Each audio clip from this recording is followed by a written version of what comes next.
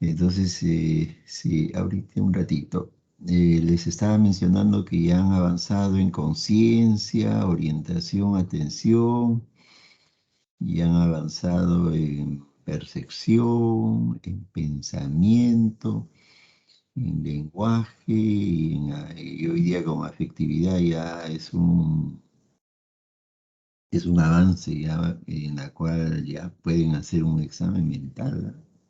Y ustedes saben que el examen mental para nosotros es fundamental para el diagnóstico. Y si lo hacemos bien, nos sale el diagnóstico, pero bien clarito y transparente, con un diagnóstico en el cual el paciente va a reunir todas las condiciones para poder, digamos, las condiciones y reúna los criterios para el diagnóstico respectivo que le hagamos. Y generalmente cuando uno hace un examen mental, uno siempre empieza con porte, actitud y comportamiento. Y después viene conciencia, orientación y atención. Después viene percepción. Después viene pensamiento. Después viene afecto. eh, y se va avanzando así en el examen mental. Y ya ustedes si ven a un paciente, ya le pueden hacer todos estas características del examen mental y paso por paso, ¿no? Procuren estudiar porque ya se acerca, creo, el examen. Vamos a empezar ahora con la clase de hoy día, que es sobre afectividad, definición y alteraciones. Eh, la siguiente, por favor. Vamos a tratar de definir si queremos hacer una introducción con respecto a la afectividad y lo que podría mencionarse, ¿cómo es esta? ¿Cómo? La anterior, por favor. La anterior, ya, dentro de la introducción histórica, cuando uno comienza a estudiar más o menos la evolución histórica de la semiología y la afectividad, eh, encontramos que no hay mucha documentación cuando empezó los orígenes, ya esto de la semiología y la afectividad. No había mucha documentación. Lo que había más era de repente lo que estaba relacionado más al pensamiento, porque le daba más énfasis al pensamiento y el afecto quedaba en un segundo plano. Entonces, poco a poco ya ha ido predominando, digamos, si había alguna alteración en ese sentido, ya de repente predominaba la alteración en el afecto. La siguiente, por favor. Eh, la siguiente. eh, sí, los trastornos psicopatológicos de la afectividad aparecen, muchas veces aparecen bajo nombres genéricos, puede ser, como puede ser, por ejemplo, trastornos del humor o trastornos de las emociones, o también otras veces se estudian directamente ya como que la ansiedad, la depresión, la manía, la distimia, son trastornos de la afectividad. Entonces, depende de, a ver un momentito, algo pasa con los micrófonos. Este, entonces, vamos a seguir. La siguiente, por favor. Dentro de los conceptos básicos, el ser humano prácticamente no asiste a los acontecimientos de su vida de un modo neutral. De toda vivencia que tengamos nosotros se desprende siempre una afectación, un colorido afectivo que matiza cualquier acto. Siempre hay algo de afectividad en en nuestras vivencias y que prácticamente le da un colorido especial, ¿no? En determinado momento, ¿no? Puede uno sentirse con un estado de ánimo muy bueno, entonces lo que va a realizar se va a evidenciar, ¿no? Que su estado de ánimo está muy bueno, muy alegre, muy eufórico de repente, ¿no? O si está muy resentido, muy irritable, también se va a transparentar, ¿no? Entonces nuestra vivencia siempre tiene un colorido afectivo. La siguiente, por favor. Entonces, cuando uno comienza a hablar sobre las características o los elementos esenciales de la efectividad, es necesario tener en cuenta siempre que cuando hablamos de la afectividad, tenemos que ver que exploramos lo subjetivo. No es algo objetivo que lo estemos viendo, sino es algo subjetivo que el paciente tiene que comunicar, tiene que hablar, tiene que expresar. Y el que está sufriendo esa afectividad, si hay una alteración, es el paciente y lo tiene dentro de él, ¿no? Y tiene que verbalizarlo. Entonces, como es subjetivo, es un componente esencial de los afectos, la subjetividad. Toda experiencia afectiva e íntima es personal, es propio de uno, y por lo tanto no es algo observable por los demás. Lo que sí se puede ser observable es lo que el individuo expresa y comunica, ¿no? Eso sí. Por ejemplo, ahorita yo puedo querer saber quiénes de los integrantes ahorita de la clase, de los que estamos viendo, están un tanto deprimidos. No, lo voy a observar a los 53 que están, o 62, perdón, y, y no me voy a dar cuenta, pero si comienzo a escucharlos, a que verbalicen, de repente ahí me doy cuenta que puede haber alguien que esté un poquito depresivo porque peleó con su enamorada o peleó con su amiga y está sintiendo algo reactivo, ¿no? Una situación reactiva. Pero es algo bastante subjetivo, tendría que expresármelo para que yo sepa lo que le está pasando. Ahora, otro de los elementos esenciales es la trascendencia.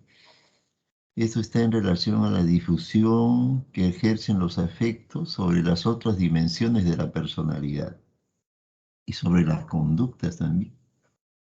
Por ejemplo, un encuentro agradable con una persona constituye una sensación afectiva positiva. O sea, imagínense cómo el afecto repercute en las otras dimensiones de la personalidad y sobre la conducta de uno también. Entonces, genera toda esa situación, ¿no? Otra área importante de interrelación es la corporalidad también, que es importante. La siguiente,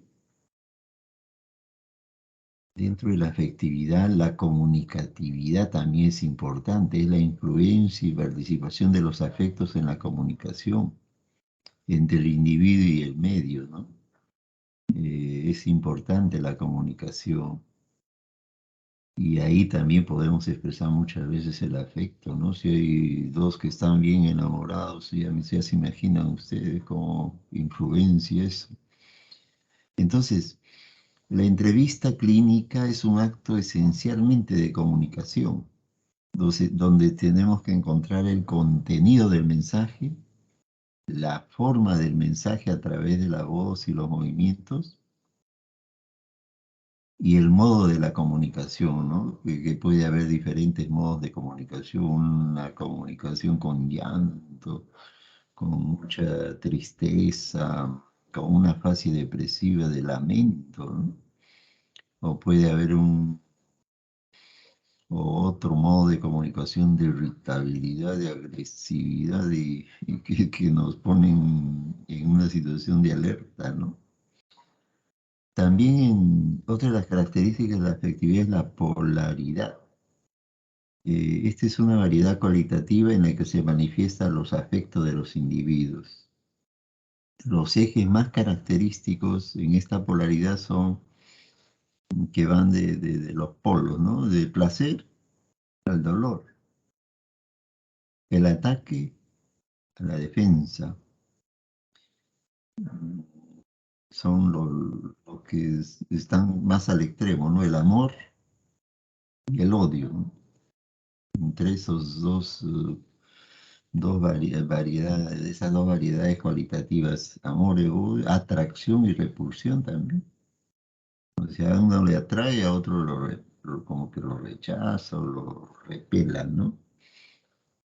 Entonces, puede haber todas esas características dentro de la afectividad, ¿no? No todo es atracción, amor, también puede haber odio, puede haber rechazo. La siguiente, por favor. Entonces, dentro de la afectividad tenemos, para definirlo también más claramente, que la afectividad es la experiencia afectiva total, que comprende fundamentalmente los sentimientos, las emociones y el estado de ánimo. A veces con esta definición prácticamente engloba todo, pero si uno quiere definir cada uno de lo que está dentro de esta definición, también se puede hacer, pero a veces uno encierra todo con afectividad y ahí están los sentimientos, las emociones y el estado de ánimo. Ahora, si uno quiere más detalladamente saber qué son los sentimientos, bueno, podemos definir lo que son estados afectivos complejos, duraderos y no intensos. Por ejemplo, el orgullo, los celos, el amor, la vergüenza. ¿Y las emociones? ¿Qué serán las emociones? Cuando hay un gol, por ejemplo, ustedes seguro saltan de alegría cuando Perú metía los goles para clasificarse. Se emocionan, pues, y gritan, y si son estados afectivos que aparecen de manera brusca o más o menos violenta, pero una duración pasajera. En estos ejemplos podría ser en estas emociones el miedo, la cólera, la angustia, la alegría también puede ser.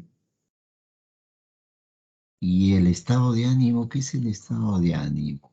Es la manifestación afectiva prevalente y subjetiva que domina y colorea la experiencia total de un individuo en un momento dado. O sea, es lo que prevalece, qué estado de ánimo tiene, ¿no? Estado de ánimo. Vamos a ir, dentro de la psicopatología, vamos a ir definiendo mm, diferentes características de las alteraciones psicopatológicas que se presentan en la afectividad y vamos a ir viendo, vamos a ver la siguiente, por favor. Eh, entonces, dentro de la definición podríamos también mencionar que la afectividad confiere una sensación subjetiva de cada momento y contribuye a orientar la conducta hacia distintos objetivos.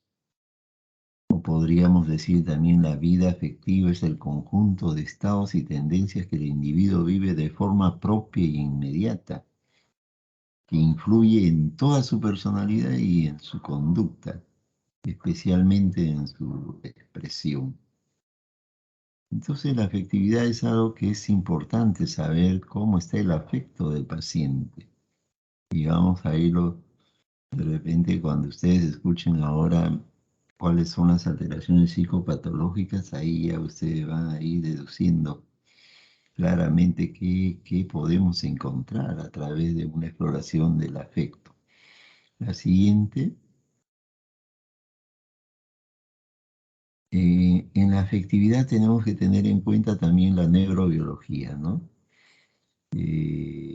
por ejemplo, acá mencionan que la corteza prefrontal inferior y la amígdala en el sistema nervioso central desempeñan un papel importante dentro de la neurobiología de las emociones y por lo tanto son elementos claves en la fisiopatología de los trastornos afectivos en general. Entonces, la corteza prefrontal inferior y la amígdala, importantísimo en la afectividad. Y en la actualidad se consideran que los sistemas de neurotransmisores serotoninérgicos, dopaminérgicos y noradrenérgicos tienen un papel fundamental en la regulación afectiva.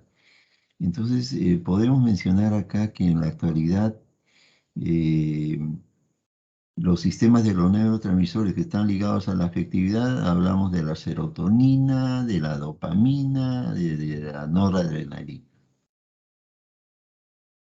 Esos son los neurotransmisores que se pueden considerar que están alterados cuando hay un problema en la parte afectiva. Entonces, esto es importantísimo, estos neurotransmisores. La siguiente, ahora sí entramos de lleno a los trastornos de la afectividad. En estos trastornos vamos a mencionar la euforia o júbilo. ¿En qué consiste la euforia o júbilo? Eh, Cuando nosotros queremos definir lo que es euforia o júbilo, se podría mencionar que es el grado máximo de la alegría. El paciente está sumamente alegre, contagia su alegría y es uno de los síntomas obligados del síndrome maníaco. Podemos entrevistar a un paciente que está con euforia o júbilo y nos va a contagiar su alegría, nos va a hacer que nos riamos y que lo sentamos, que lo vamos a sentir que el paciente está también muy contento con la entrevista, muy alegre, y hace sus bromas, sus chistes, y es porque de repente está haciendo un síndrome maníaco.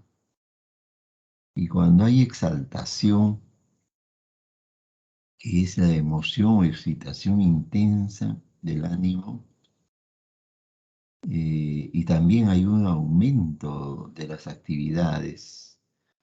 En estos casos su estado de ánimo está elevado y hay una euforia elevada también. Entonces hay una exaltación del estado de ánimo. El éxtasis, el éxtasis es un estado caracterizado por un intenso sentimiento de admiración, alegría. Siente un placer o admiración ante algo que no puede apartar la atención de ello. Está extasiado. Hay toda una situación de una alegría, una admiración y un placer. Y lo está disfrutando tanto el paciente. Y la alegría es un sentimiento agradable de bienestar, bienestar y satisfacción, que se acompaña de viveza, de variabilidad de gestos y movimientos, y de un tono de voz de sonoridad cambiante, interrumpido por sonrisas, la alegría. Que ahora muchas veces la alegría aparece de vez en cuando y pocas veces, ¿no? No estamos con todas las características de antes, que antes de la pandemia y todo, y con tantas situaciones de crisis y cosas que están sucediendo, la alegría entra bien rarito que alguien esté sumamente alegre, ¿no? Y más están como que hay irritabilidad, cólera, como que las cosas no están marchando como debe ser, que algo está sucediendo. Entonces, la siguiente, vamos a ver, ahora sí, vamos a entrar a la afectividad y sus trastornos. ¿Qué pasa cuando hablamos de manía? De manía o síndrome maníaco, eh, tiene como síntomas cardinales el estado de ánimo que es inestable con tendencia a la euforia. Aquí está el paciente hablador, a eso cuando está muy hablador le llamamos verborreico, que tiene un pensamiento videofugal uh, y aumento de la actividad motora, o sea, el paciente está acelerado tanto física como mentalmente. Y está muy distraíble también y tiene una sobrevaloración con ideas megalomaníacas. El paciente se cree capaz de todo, que puede hacer lo que él quiere y que lo va a querer hacer y que va a querer imponerse. Entonces ese paciente está pues en una fase maníaca. El trastorno es característico del trastorno bipolar, ¿no? Principalmente de este trastorno. Acá mencionan que puede presentarse en algunas enfermedades endocrinológicas, hipertiroidismo, Cushing, bien raro, pero puede producirse también cuando se usa el antidepresivo y de pronto el paciente está bien deprimido y usamos antidepresivos y se demoran en bajar la dosis del antidepresivo y el paciente de lo que está depresivo pasa a su fase maníaca. Eso en un trastorno bipolar, ¿no? Pasa a su fase maníaca, o sea que a un síndrome maníaco. Entonces cambió de polo, ¿no? Era depresivo y se ha ido a la fase maníaca porque los antidepresivos actuaron y actuaron bien, ¿va? Y aunque le elevaron mucho el ánimo. Entonces el síndrome maníaco son aquellos pacientes que están totalmente hiperactivos, inquietos, verborreicos, sonrientes, alegres, pura alegría y, y transmiten al personal que lo quiere entrevistar o algo, también transmite su alegría. Diferente al paciente esquizofrénico, ¿no? El esquizofrénico más bien hay como que nos marca una distancia, que no permite que se acerque mucho y es muy reservado. En cambio, estos de los trastornos así con maníacos o manía, contagian su alegría, se acercan y son rápidamente conversadores también. La hipomanía es el síndrome maníaco que se presenta pero en menor intensidad. O sea, es la manía pero en menor intensidad y sus síntomas son atenuados. Esta es la hipomanía. Últimamente he estado revisando unas literaturas donde decían la locura y la genialidad. Y mencionaban muchas veces que cuando el paciente que es un trastorno bipolar está en fase de hipomanía, o sea, su manía es en menor intensidad, está suave, el paciente tiene mucha creatividad. Creatividad y, y son capaces de lograr muchos objetivos y que van muchas veces a ese terreno de poder manejar diferentes situaciones difíciles, complicadas, porque están en esa fase en que son capaces de hacer de todo, nada los limita. Están con una alegría contagiante y se sienten capaces de lograr el objetivo que uno quisiera.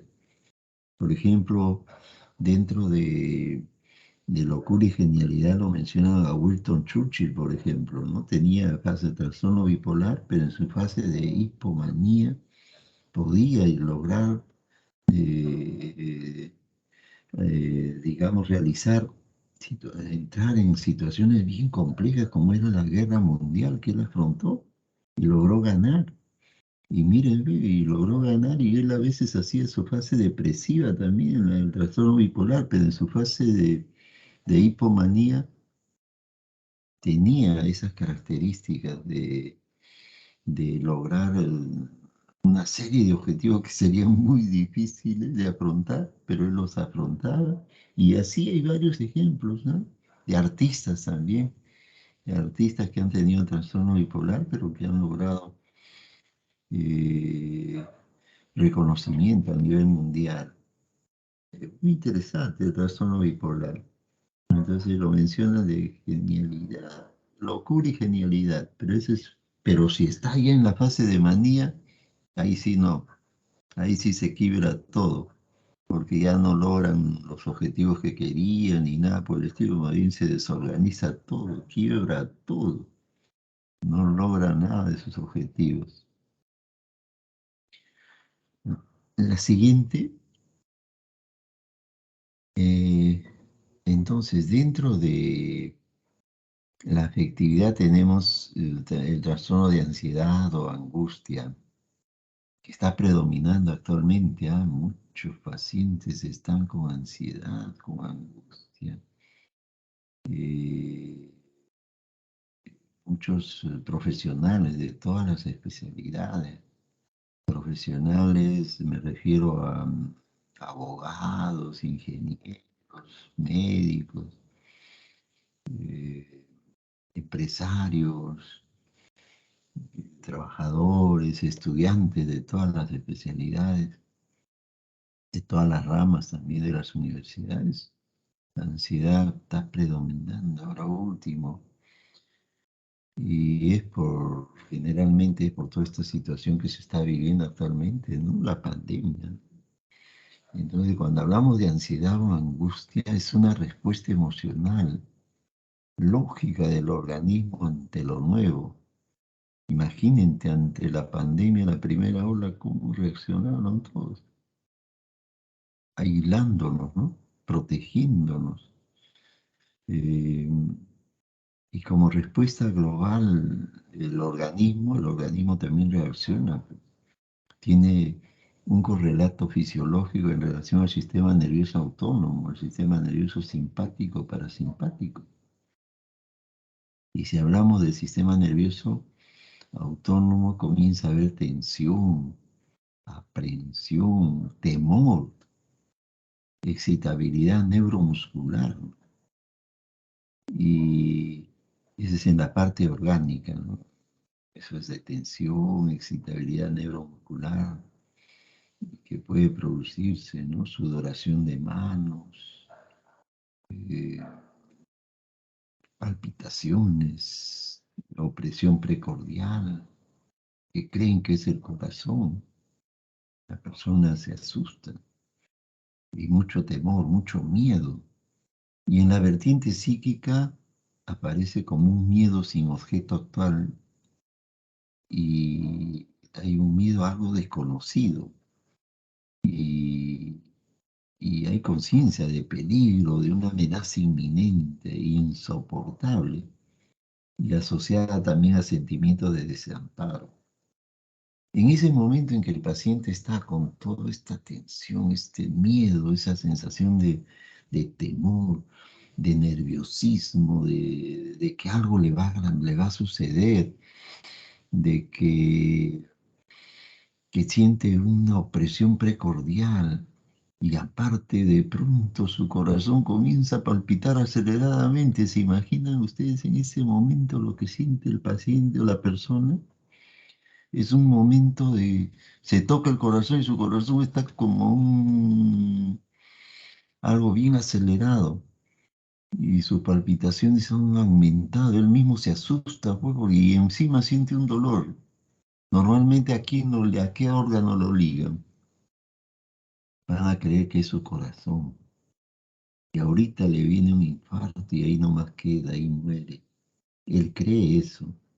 Le vienen esas ideas, esa sensación de que ya se va a morir. Y de ahí de pronto le viene una sensación de falta de aire, sensación de que no está respirando bien. Entonces, en ese momento entra el paciente en pánico, que es la ansiedad extrema. Entrar en pánico, un miedo, pero totalmente insoportable. y va a querer que por favor lo lleven a emergencia porque ya no soporta más, que ya se muere, que su corazón ya está, ya falta un poquito y ahí nomás queda. Y lo llevan a emergencia de las clínicas, de los hospitales. Y ustedes cuando estén haciendo el internado van a recibir a muchos pacientes así, con crisis de pánico, con angustia, ansiedad, que su corazón ya no pueden soportar, que esto, ustedes le van a tomar electrocardiograma, van a llamar al cardiólogo, va a venir el cardiólogo, lo va a examinar, le van a pedir algunos exámenes más y lo van a ver, no tiene nada a nivel orgánico. Su corazón está mejor que todos. Entonces le dan un tranquilizante y el paciente se tranquiliza, se calma y ya le dan de alta. Se va. Se va. Entonces ya en esos casos el paciente pues definitivamente ha entrado en un momento de mucha tensión y va a su casa y va a tener miedo que nuevamente le vuelva a suceder lo mismo. Y a veces le sucede de nuevo, lo llevan a emergencia, ya lo conocen en las emergencias, siempre viene por su ansiedad, ya, y le sugieren pues que de todas maneras tiene que ir al psiquiatra, al psicólogo, y es necesario pues tranquilizarlo al paciente, calmarlo y decirle que en realidad ahí a nivel precordial su corazón está bien, sino que son característicos de los síntomas de la ansiedad, de la angustia. De repente por algunos motivos se está angustiando, ¿no? Puede ser que esté condicionado por algunos factores de problemas pues existentes, que a quien no le falta problemas. Entonces los estudiantes se sienten que de todas maneras, perdón, las personas, los pacientes se sienten que es necesario que tengan tratamiento. Y es necesario porque de todas maneras la medicación es importante, aparte también de la psicoterapia, ¿no? La psicoterapia que lo puede hacer el psiquiatra o lo puede hacer el psicólogo. Si es una psicoterapia, excelente. Y si se trabaja en forma conjunta con el psicólogo, es muy bueno, ¿no? El tratamiento psicológico con psicoterapia y el tratamiento psiquiátrico con los medicamentos. Es necesario. Entonces, la angustia a veces acompaña también a una serie de procesos orgánicos cuando hay muchas arritmias, hipertiroidismo, angor pectoris, valvulopatías también. Y a veces también se puede presentar cuando uno usa muchos estimulantes o algunos alucinógenos o abstinencia al licor también. Y puede presentarse en comienzos de cuadros de esquizofrenia o de depresión también. Pero la ansiedad o la angustia también como que es el eje dinámico de la neurosis, ¿no? Neurosis. Pero definitivamente va a ser bueno que ustedes siempre sepan diagnosticar la ansiedad, porque es un sinónimo también de angustia, ¿no? Podemos decir, ¿está con ansiedad o está con angustia? Es lo mismo. Eh, pero definitivamente tienen sus síntomas tanto orgánicos como psíquicos. Y se necesita saberlo bien en esos momentos que el paciente está sintiendo todas estas molestias. El paciente sufre. Imagínense que en ese momento en que se pone mal, de pronto está tranquilo, está en su casa tranquilo, nunca ha tenido esas cosas que le ha pasado y de pronto todos se alarman porque se ha puesto mal y quiere que lo lleven a emergencia urgente. Toda la tranquilidad de la familia se quiebra, todos en alerta, ¿qué le pasó? ¿Qué no puede ser? Y aparece pues en emergencia a ser examinado, que lo examinen bien para ver qué es lo que le pasó. Ese es cuando ya entra en el ataque de pánico, ¿no? Es fuerte. el paciente se calma, ¿no? Una vez, una vez estaba atendiendo yo, tenía 12 pacientes ahí esperando, ¿no? Y por ahí entró un paciente y me dice, doctor, ahí afuera atiendan a un pacientito que ya dice que ya se muere, ¿no? Sí, está que camina de un lado para otro, se va para una esquina y regresa a la otra esquina y sigue caminando. Y ya falta un minuto, 2 minutos y ya se muere, dice. Así ha dicho, "Oh, sí. Y su consulta todavía es, creo, al último. Hágalo pasar, por favor, doctor, porque ese paciente no está bien. Algo le está pasando y de repente se va a morir", me dice. Entonces termino y yo después ya digo, a ver, lo voy a ver al paciente y entra el paciente y me dice, me ha llamado y en verdad, doctor, faltaba un minuto y me moría. Y yo por ahí tenía un relajante, una benzodiazepina, así, para darle al paciente y para que se tranquilice. Lo tomó y con un poquito de agua y se tranquilizó, se calmó. Luego narraba sus problemas y todo, pero en ese momento estaba pues en crisis el paciente, en crisis que se sugestiona tanto que, que de todas maneras influye, ¿no? Y ahora último, ya ustedes saben, ¿no? Que cuando un pacientito siente alguna molestia así, de pronto se va al internet a leer peor que el estudiante de medicina, mucho, se profundiza. Igual que el médico, el estudiante, se profundiza y sigue profundizándose y es experto, sale con todo, todo lo que lo que estoy hablándoles, él se lo sabe de memoria y todavía les habla en términos médicos.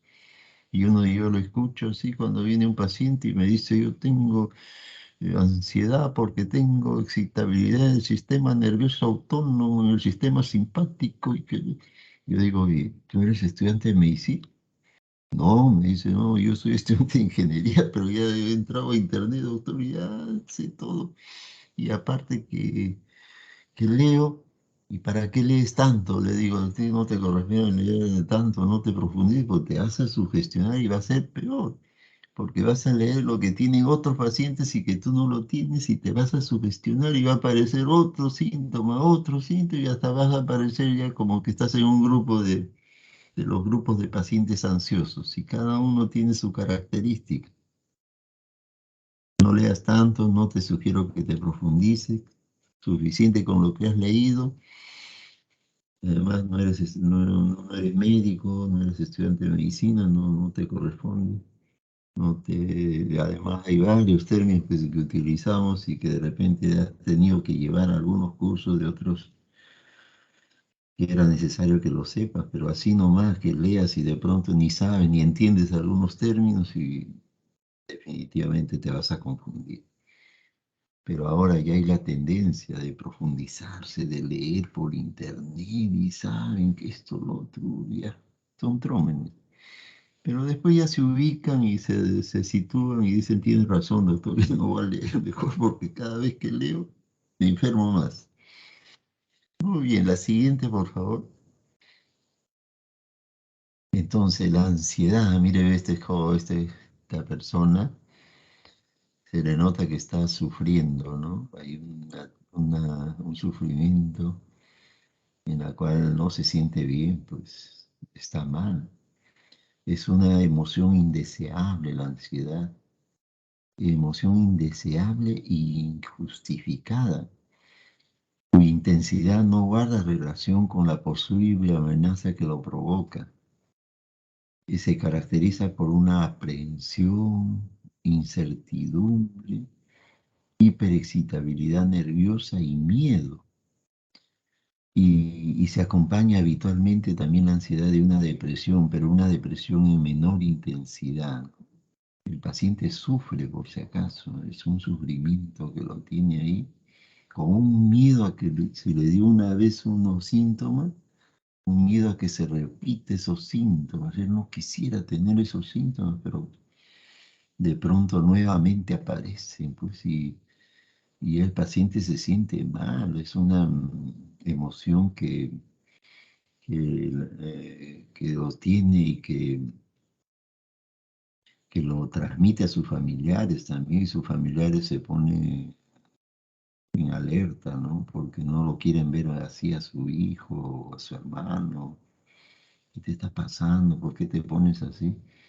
Y ahora último, que con esta pandemia definitivamente la ansiedad, la angustia, a los más fuertes les ha dado, los ha quebrado, porque uno puede resistir hasta un límite, pero cuando sobrepasa ya, definitivamente no se siente que está evolucionando bien o que algo está pasando dentro de su organismo y se sienten mal, pues. Que no era su característica así, pero de pronto ahora está así. La siguiente, por favor. Entonces, dentro de los síntomas de la ansiedad está la preocupación constante, la hipervigilancia, la tensión, el nerviosismo, la percepción de peligro, sentimiento de temor, de incertidumbre, de inseguridad, de insomnio también, de conciliación del sueño. Y, y hay síntomas también de la depresión. ¿Qué síntomas tenemos en la depresión? En la depresión hay un un retardo psicomotor, como que la capacidad de pensar y de andar, de todo se lentifica. Piensa, pero lentamente. En la depresión sí hay una tristeza intensa, una percepción de pérdida, falta de interés en las cosas, anedonia, o sea que no le encuentra placer a nada, desesperanza, ideación suicida, la vida ya no tiene sentido, ya quiere morir. Hay una autodesvalorización, una culpa excesiva y también hay un insomnio tardío, ¿no? El paciente no puede conciliar el sueño. En estos casos de depresión puede haber una pérdida de peso o en algunos casos aumento de peso también. En estos casos también de aumento de peso, aumento del apetito, ¿no? Entonces, esos son los síntomas de la depresión.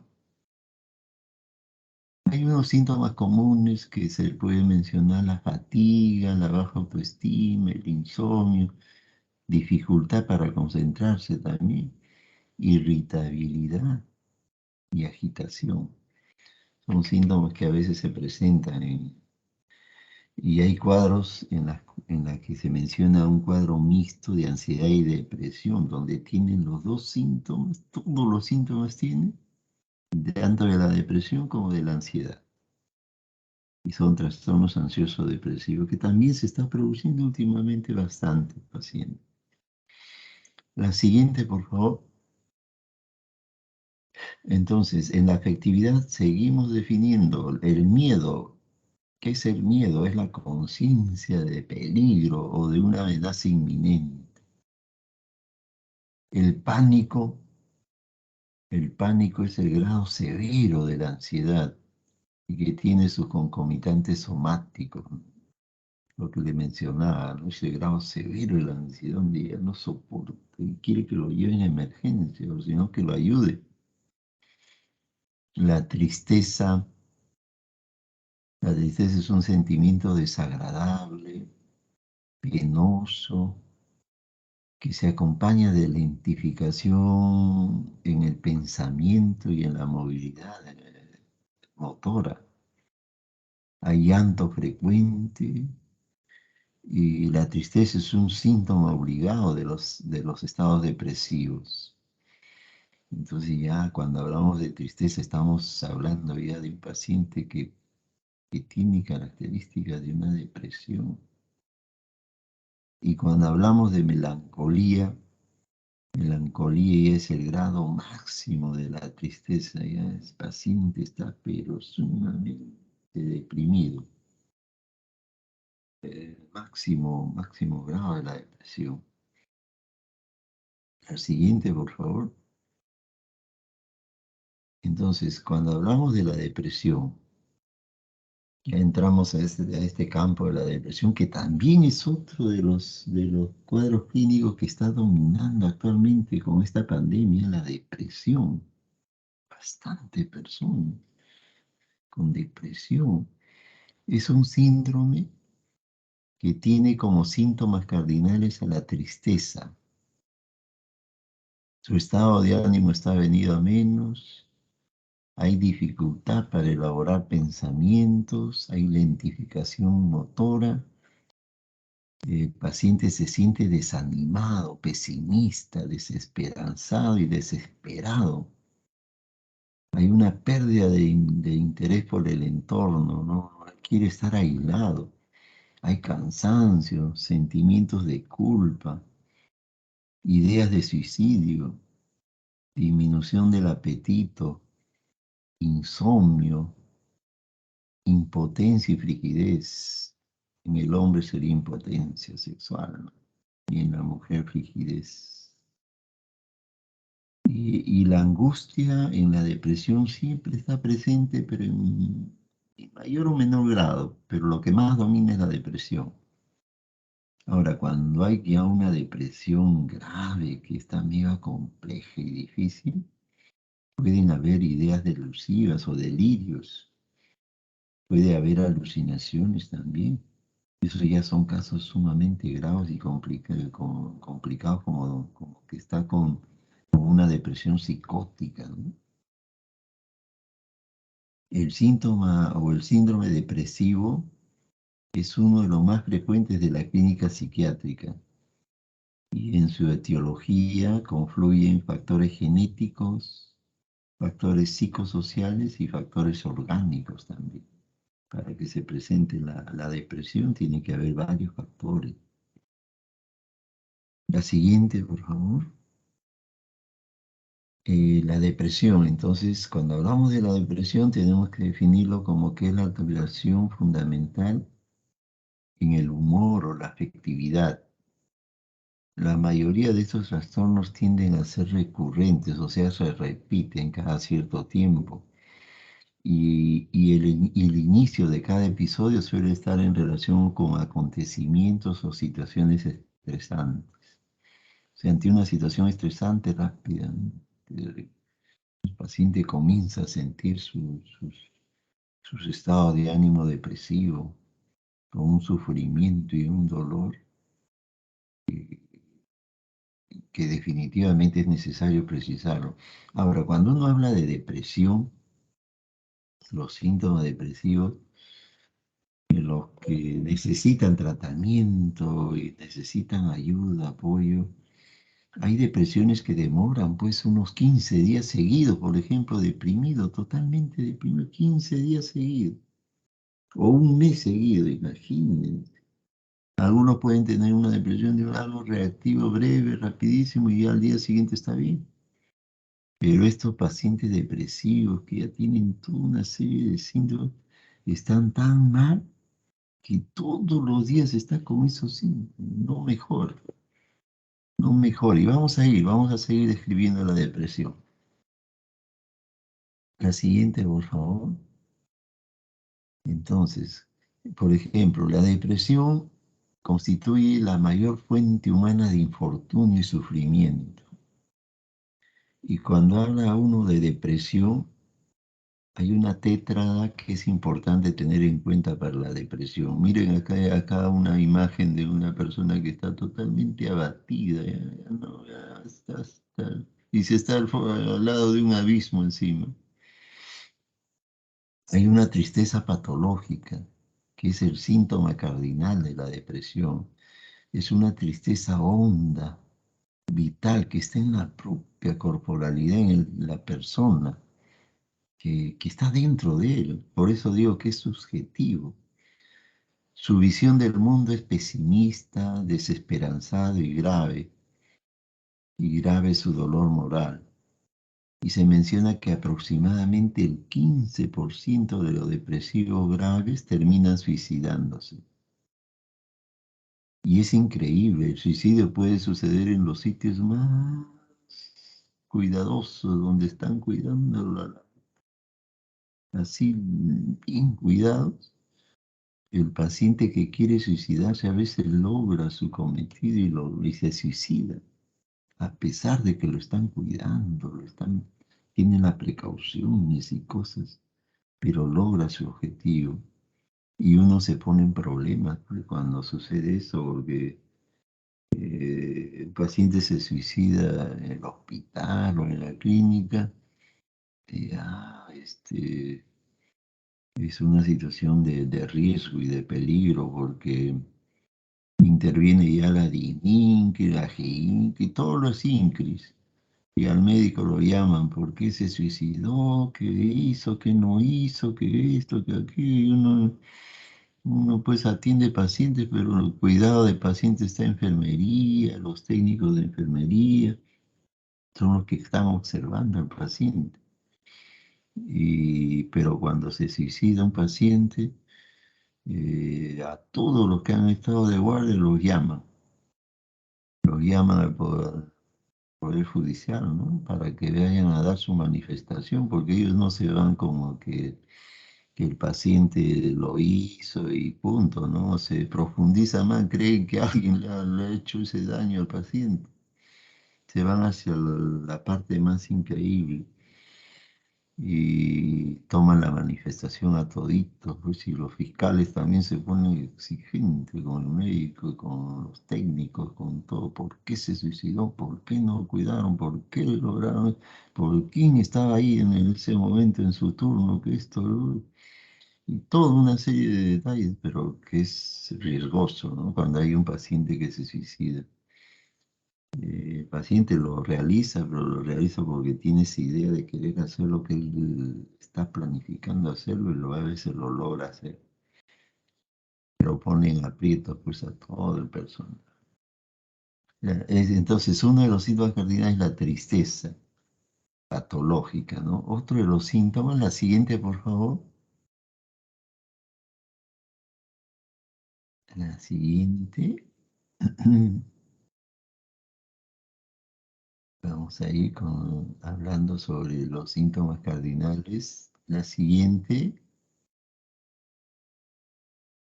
El desgano o anedonia también. Anedonia, el deprimido no tiene ganas de nada, ni de vivir, nada le produce placer.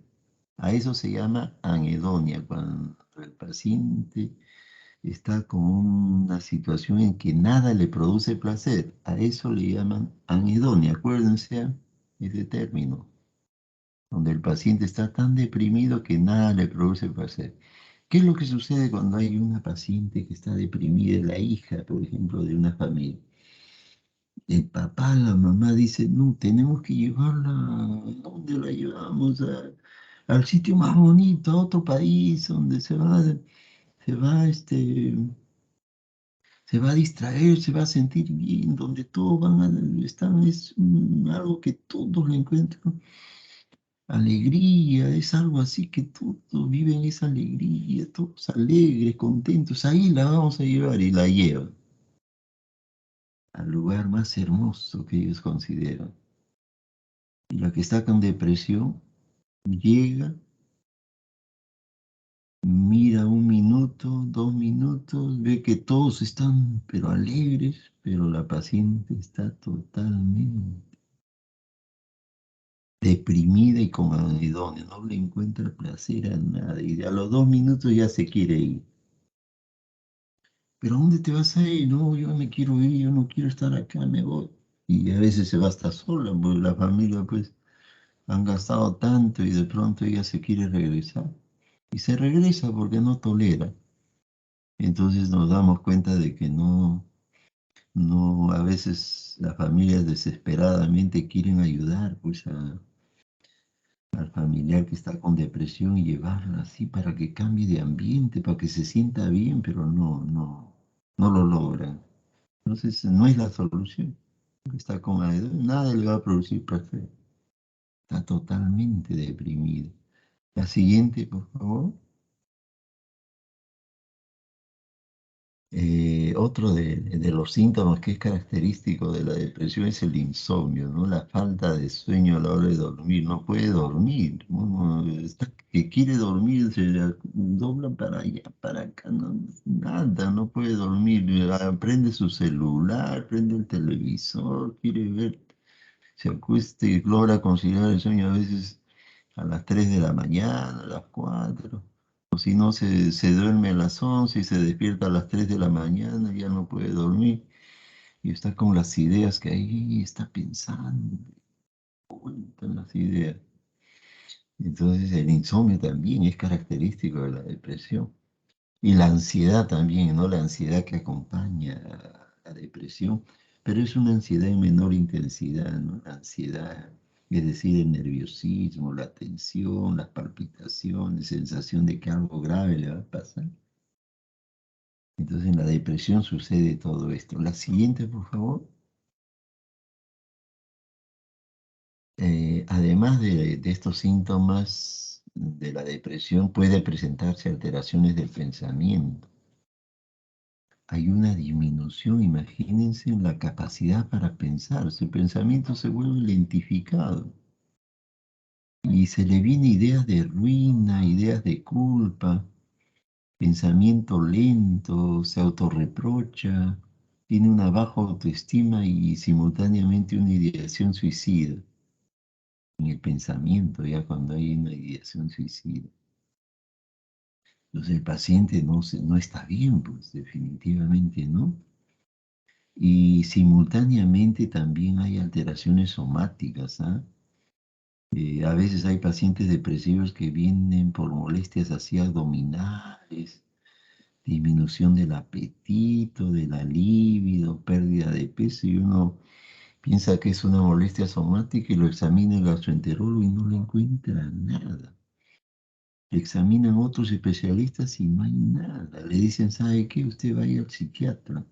Y a veces se molestan, ¿ah? ¿Cómo es posible, doctor, que me diga que vaya al psiquiatra? Yo vengo por mi molestia digestiva. Yo no estoy loco. ¿Cómo es posible, doctor, que me envíe al psiquiatra? Y llegan al psiquiatra y yo le digo, ¿y qué pasó? Me molesté con el doctor porque me dijo que venga acá, doctor. Yo no estoy loco por si acaso, ¿ah? ¿Y acaso la depresión es una locura? Una depresión es un trastorno del afecto, de la afectividad, y cualquiera lo podemos tener, y eso no es locura. El hecho de tener una depresión ahora, en estos momentos, es frecuente, y tal vez va a ser la enfermedad que va a predominar en los próximos años, la depresión. La alteración del comportamiento también se presenta con retraimiento, rumiación de sus penas, inhibición psicomotora, crisis de llanto, rendimiento laboral pobre, baja su rendimiento laboral, baja su rendimiento académico, todo disminuye y el paciente se siente mal, no se siente bien. Imagínense en ese estado el paciente que esté con todos estos síntomas unos 15 días, 20 días, un mes, y a uno se alarma, ¿no? Y con la tendencia a querer estar en su cama, nada más, no quiere levantarse, no quiere hacer nada, quiere estar en su cama, aislado. No, definitivamente no quiere hacer nada, absolutamente. Uno no tolera eso, pues, ¿no? Uno la familia comienza a quererle darle ánimo, comienza a quererle darle apoyo a su manera, ¿no? Algunos se molestan porque está así, porque dice, oye, ponte de tu parte, tú puedes superar esto, ¿cómo te vas a vencer? Tú tienes que no dejarte vencer y en lugar de hacerlo sentir bien, lo hacen sentir mal. Peor se pone, porque esto es totalmente involuntario, no depende de la paciente. No depende del paciente, es totalmente involuntario. Si fuera voluntario, él no, pues, no tendría ni depresión, ni ansiedad, ni nada. Es involuntario y necesita apoyo, necesita afecto, sentimientos que la van a ayudar, que lo van a apoyar en todo sentido, que se va a recuperar, darle esas posibilidades, ¿no? La siguiente,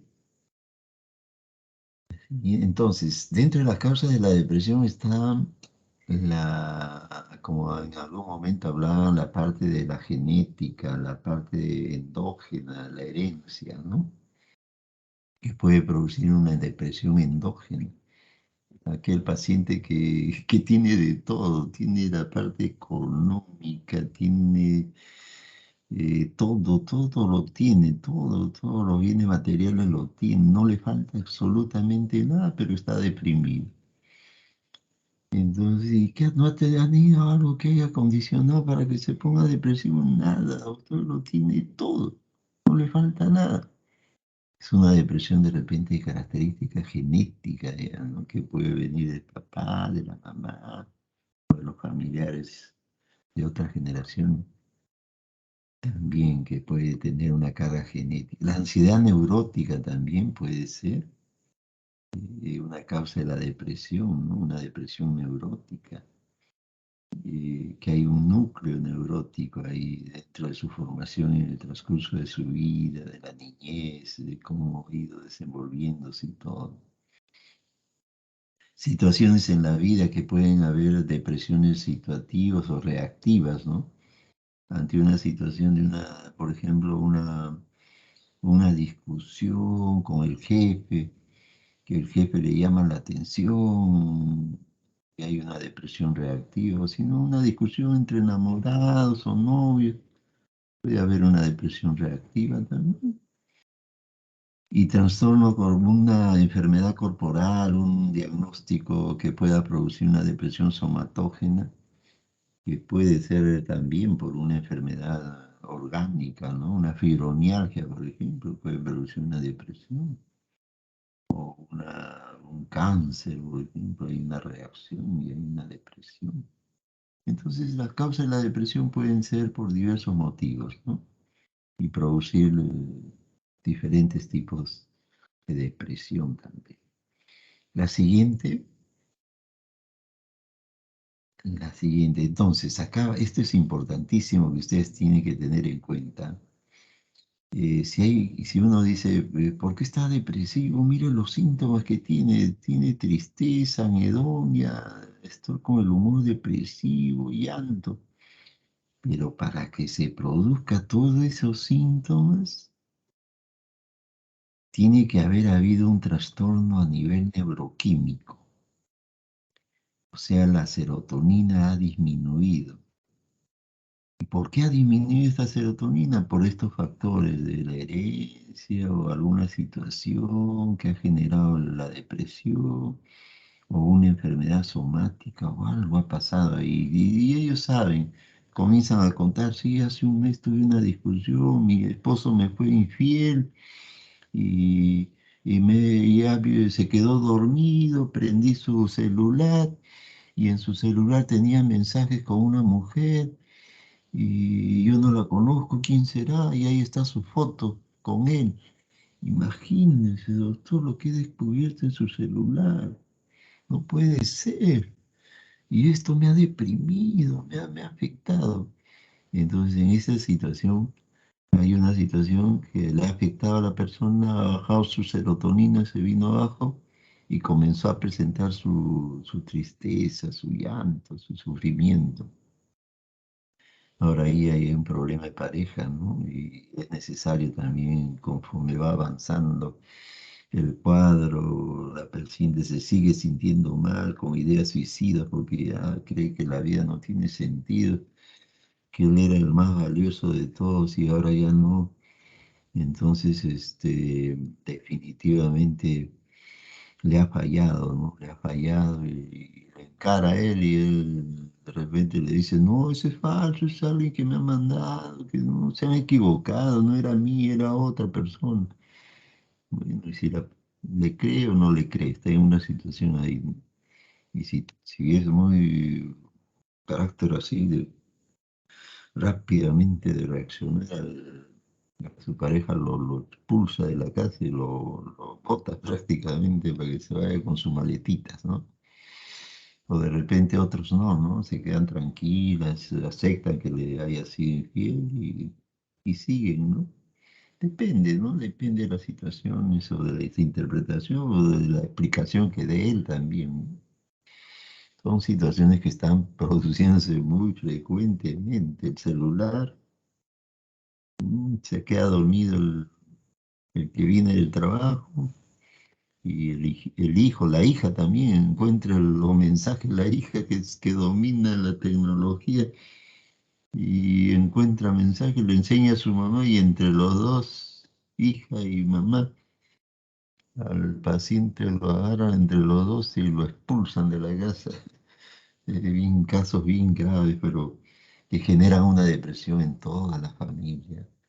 Situaciones que se presentan y bien difícil. O de pronto que se quede dormida la señora que está en la casa, que está chateando y el señor viene de su trabajo y ve que su esposa está dormida y ve los chats que está haciendo la señora, está escribiéndole a otro señor, a otro hombre. Y el señor lee, quiere leer bien que ella está dormida, se ha quedado dormida. No entiende el señor que está chateando con otra persona, con otro hombre, con palabras amorosas y cosas. Entran en crisis ya, pues una situación bien compleja y difícil. Y querer saber toda la verdad, bien compleja. Entonces, la siguiente, vamos a seguir, vamos a seguir. La siguiente, entonces, cuando ya hay la depresión y comienza a ver la ideación o los intentos suicidas, ya es tan difícil que el dramatismo del sufrimiento humano puede alcanzar sus más altos niveles en la depresión. Se sufre en todas las partes de su ser, simplemente por vivir. El sufrimiento para el depresivo, para el paciente depresivo es símbolo de irreversibilidad, irreversible. El sufrimiento para él es irreversible, ya no tiene curación, ya no tiene para sanar. Ese sufrimiento es irreversible. Entonces ahí el paciente se encuentra tan hastiado de la vida que imagínense que llega a tutearse con la imagen de la muerte, tutearse, que en la cual no hay intimidad mayor con la imagen de la muerte durante la vida que la mantenía por el enfermo depresivo, que llega a tutearse con la muerte y no solo lo trata la muerte con toda familiaridad, sino no tiene temor, no tiene respeto, más bien quiere abrazarse a la muerte, quiere morir.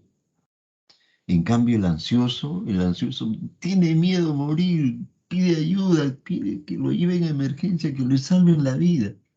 En cambio, el depresivo está tan hastiado de la vida que ya no quiere vivir, quiere morir y llega a tutearse con la muerte. No le tiene miedo, no le tiene temor. Y quiere morir, pues. La siguiente, por favor. Entonces, acá miren, ve ustedes una chica que, que ya pues sus ideas de ideación suicida, intento suicida lo está logrando, ¿no? Se ha cortado en la muñeca, se ha cortado las venas. El humor depresivo es un estado de ánimo de una negrura pesimista, alimentada por la desesperanza, la tristeza que se organiza en torno a un núcleo integrado por el dolor moral o el dolor por vivir. Cuando está depresivo el paciente todo lo ve negativo, lo ve todo de un color así oscuro, no hay salida. Y es así, ¿ah? Todo lo ve tenebroso, totalmente negativo, todo. Entonces, ante esos momentos, la persona no le encuentra sentido a vivir. Llegan a cortarse las venas, llegan a cortarse. A veces he visto casos más complicados, ¿no? Un paciente que rompió la luna de un hospital y con ese vidrio quiso cortarse a nivel del cuello, la yugular, y fue una emergencia, emergencia. Llama en ese rato, estaba yo atendiendo interconsultas y me llaman urgente, emergencia, un paciente se está suicidando. Y en verdad se había hecho cortes a nivel del cuello, pero felizmente no había agarrado la yugular, pero sí se ha hecho cortes impresionantes. Pero era un paciente psicótico, ¿eh? Psicótico, pero quería agredirse, porque quería morir.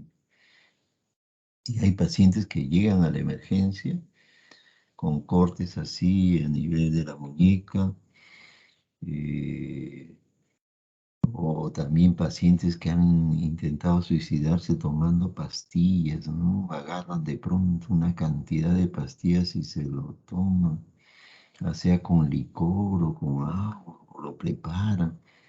O algunos pacientes también intentan quitarse la vida con Racumí, con esos sobres que lo consiguen y lo compran y se lo toman.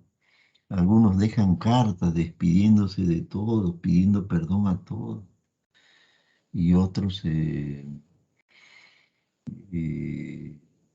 bueno, planifican su fallecimiento, su muerte, ¿no? Su intento de quitarse la vida.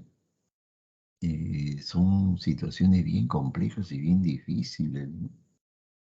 Donde planifican quitarse a la vida, por ejemplo, a las 7 de la noche y sabe bastante de electricidad y se encuentra enrollado con lleno de cordones y que de pronto 5 para las 7 entra un hermano y lo ve todo enrollado con cordones y para unir dos cables nada más y ahí el cortocircuito y totalmente carbonizado iba a quedar. Y cuando el hermano le quita todos los cordones el que estaba enrollado, se amarga el paciente, le dice, ¿por qué le ha quitado si él quería morir? ¿Y por qué? Y hasta le quiere pegar a su hermano. Y entre todos lo agarran y lo llevan a emergencia. Lo llevan a emergencia de salud mental y ahí obligadamente se tiene que quedar. Ustedes cuando tengan un paciente, cuando estén haciendo su internado, su serum, les llega un paciente con ideación suicida o intento suicida, a ese paciente lo tienen que hacer lo posible para, si hay hospitalización, ahí lo hospitalizan, pero lo más importante es referirlo a un centro de salud mental para que se quede hospitalizado. Eso es lo mejor que se puede hacer, porque si uno lo atiende y lo atiende como si no tuviera nada, pues y le da de alta, de repente sale y por ahí nomás le viene idea de querer hacerse daño y se hace daño, pasa algo y a uno lo cuestiona, ¿no?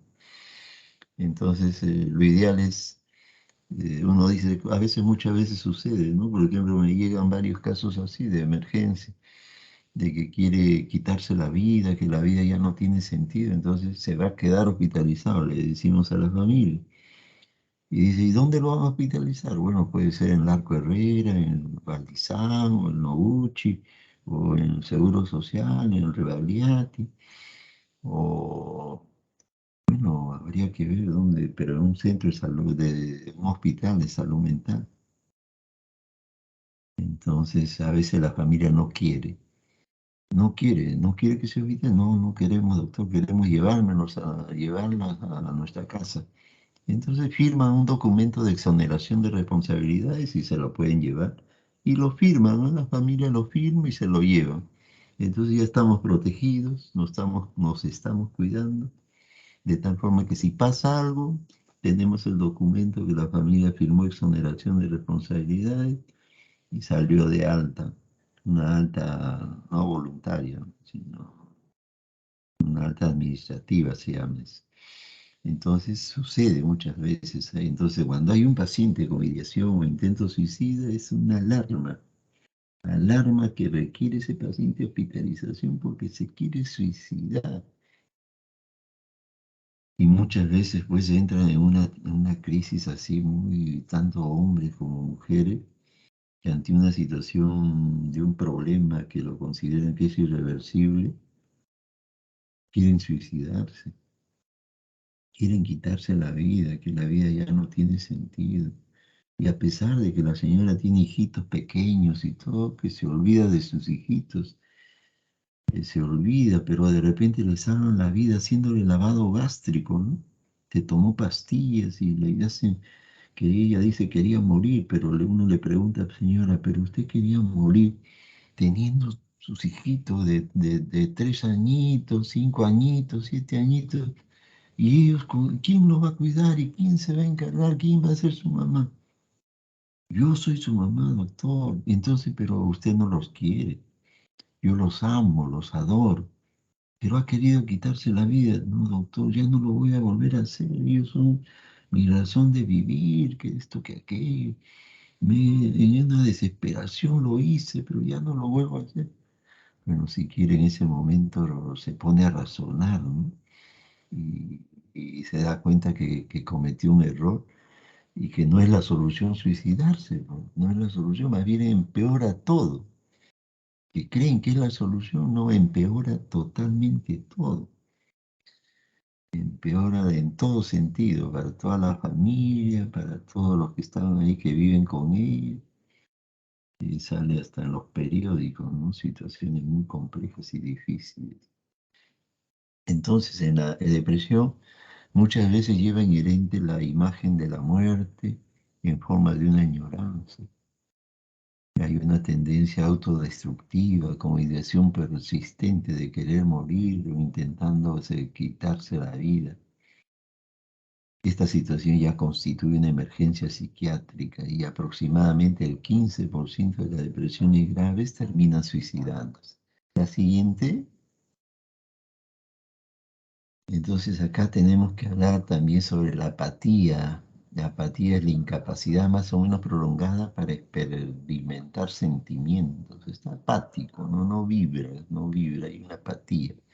Se puede presentar en las neurosis graves, en las esquizofrenias, en la demencia, en el síndrome postestrés también. La melancolía es el grado máximo de la tristeza, es el grado máximo. La distimia es un grado intermedio de tristeza también. Y la timia es un estado depresivo que lleva a una disminución de la afectividad, un desinterés, inactividad e indiferencia. La siguiente,